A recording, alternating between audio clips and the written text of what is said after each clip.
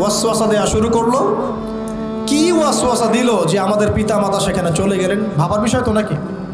কি এমন বলল ইবলিস যে তা আমাদের পিতামাতা রিসিভড হয়ে গেলেন?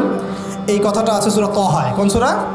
সূরা তাহা পড়ে দেখবেন। আল্লাহ পাক বলছেন ইবলিস আমাদের পিতাকে বোঝাচ্ছে, বলছে ইয়া আদম, হে আদম, হাল আদুল্লুকা, আমি কি তোমাকে জানিয়ে দিব, আমি কি তোমাকে জানিয়ে দেব, খবর দিব, আলা শাজারাতিল খুলদি ওয়া মুলকিন লা ইয়াবলা, এমন একটা গাছের কথা কি জানিয়ে দিব যেই গাছের কাছে গেলে বা তার ফল খেলে তুমি দুটো জিনিস পাবে, চিরস্থায়িত্ব পাবে, কোনোদিন মরবে না, আর বিশাল ক্ষমতার মালিক হবে।